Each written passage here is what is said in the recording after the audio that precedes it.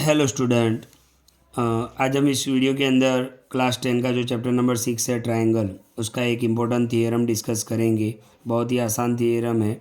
आपने आगे के वीडियोस इस चैप्टर के नहीं देखे तो एक बार ज़रूर देख ले और हमारे यूट्यूब चैनल को भी सब्सक्राइब ज़रूर करें। तो theorem 6.6 area of similar triangle, इस थियरम का नाम है area of similar triangles. Okay, तो इसका स्टेटमेंट पढ़ लेते हैं।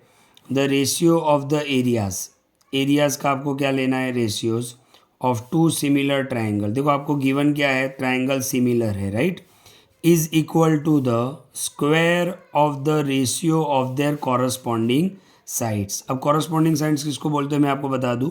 जैसे ये ए बी है तो इसका कॉरस्पॉन्डिंग साइड पी क्यू होगा, ये बी सी है तो उसका कॉरस्पॉन्डिंग साइड क्यू आर होगा, और ये ए सी है तो उसका कॉरस्पॉन्डिंग साइड पी आर होगा। हमें कॉरस्पॉन्डिंग साइड का क्या लेना है, स्क्वायर, और उसका रेशियो लेना है। तो ध्यान से देखो, गिवन में हमारे पास क्या है, सिमिलर ट्राइंगल। तो हमने यहाँ पे दो ट्राइंगल बना लिए, A B C and P Q R. ये दो ट्राइंगल है, ये दो ट्राइंगल कैसे है, सिमिलर। ये सिमिलर का सिंबल है, ध्यान से देखिए, ये सिमिलर का सिंबल है। तो हमने यहाँ पे लिख दिया triangle A B C similar triangle P Q R. अब आपको सिमिलर दो ट्राइंगल अगर सिमिलर है, ओके, तो उसकी कंडीशन याद होगी कि भाई ये एंगल ए किसके बराबर होगा, एंगल पी के बराबर होगा, एंगल बी एंगल क्यू के बराबर होगा, और एंगल सी एंगल आर के बराबर होगा। तो ये कॉरस्पॉन्डिंग एंगल्स आर इक्वल, यानी सिमिलर है तो हमारे पास ये है, राइट। एक और भी कंडीशन है, सो सिमिलर ट्राइंगल है तो हम बोल सकते हैं कि A B upon P Q, हमने लिख दिया है यहाँ पे, P C upon Q R is equal to A C upon P are.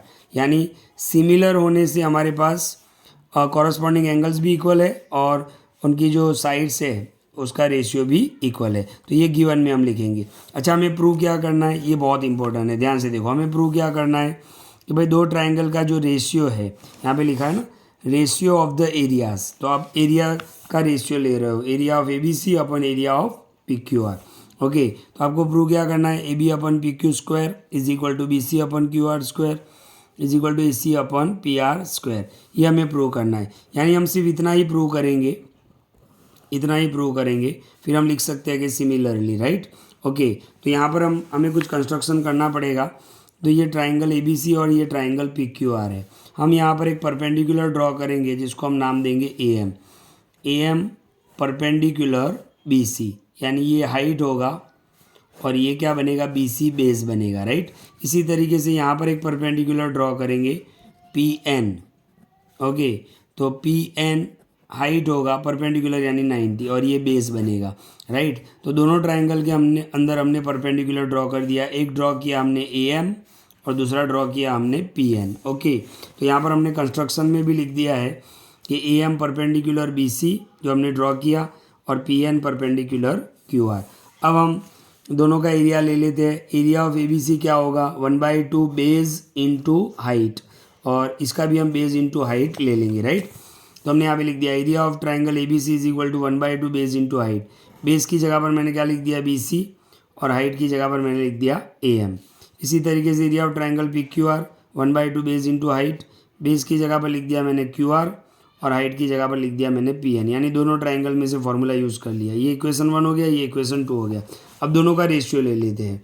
ये दोनों हमने यहाँ पे लिख दिए, दोनों के आंसर जो आए थे वो भी हमने यहाँ पे लिख दिए। 1/2 से 1/2 क्या हो जाएगा, कैंसल। यानी area of A B C upon area of P Q R as it is, B C upon Q R, B C के नीचे मैंने क्यू आर लिख दिया, मल्टीप्लाई करके अलग कर दिया A M upon P N. ये हमारा इक्वेशन क्या हो गया, 3 हो गया, राइट। ओके, अब हमें फिगर में और एक कंस्ट्रक्शन करना है। मतलब हमें क्या प्रूव करना है वो मैं बता दूँ। इन दोनों ट्राइंगल को, मतलब ए बी एम ये ट्राइंगल और पी क्यू एन ये ट्राइंगल, इन ट्राइंगल को हमें सिमिलर बता देना है। क्या बता देना है, सिमिलर। कौन से triangle, A B M and P Q N. Okay, तो हम नेक्स्ट पेज पे देखते हैं। यहाँ पर फिगर मैंने वापस बना दिया है। कौन से दो ट्राइंगल हमें लेने हैं, तो यहाँ पर मैं टिक कर रहा हूँ, A B M P Q N. ये दो ट्राइंगल को हम सिमिलर बताएंगे। तो triangle A B M and triangle P Q N, इसमें एंगल बी किसके बराबर होगा, एंगल क्यू। एंगल बी किसके बराबर होगा, एंगल क्यू। ये हमने कहाँ से लिया, गिवन। तो मैं आपको बता दूं गिवन में क्या था, देख लो angle B is equal to angle Q, ये गिवन से लिया हमने।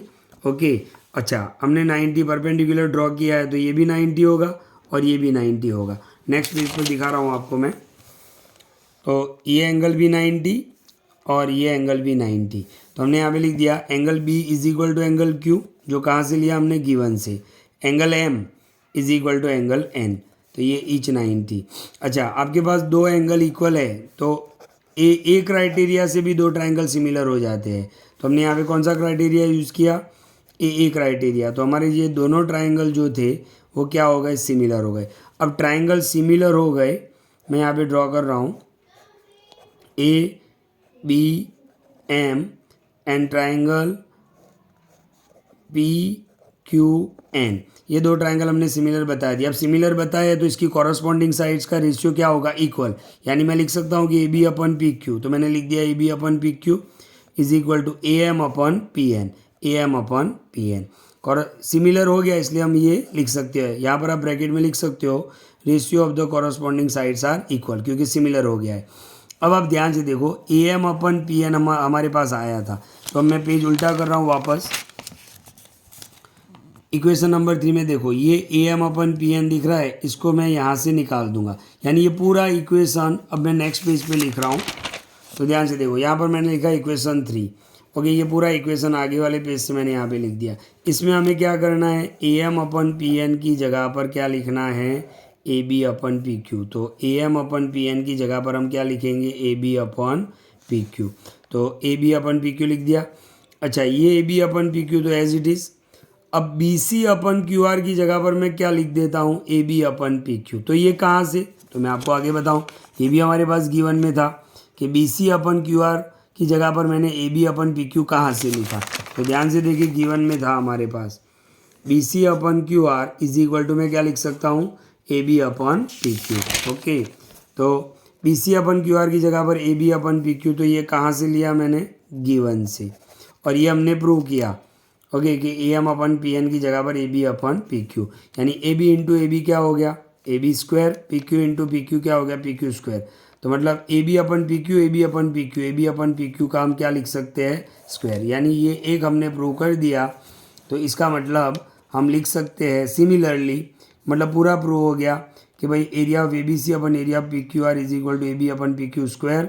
देखो इसकी जगह पर मैं क्या क्या लिख सकता हूँ, A B upon P Q की जगह पर मैं B C upon Q R भी लिख सकता हूँ, ए सी अपन पी आर भी लिख सकता हूँ, क्योंकि ये इक्वल है। क्यों इक्वल है, तो हमारे पास गिवन में है, गिवन में आप देख सकते हो A B upon P Q is equal to B C upon Q R is equal to A C upon P R. Okay, तो यहाँ पर हमारा थ्योरम प्रूव हो जाता है कि area of A B C upon area of P Q R is equal to A B upon P Q square is equal to B C upon Q R square is equal to A C upon P R square. तो video को ध्यान से देखें, बहुत ही आसान theorem है जिसका नाम है एरिया ऑफ सिमिलर ट्राइंगल।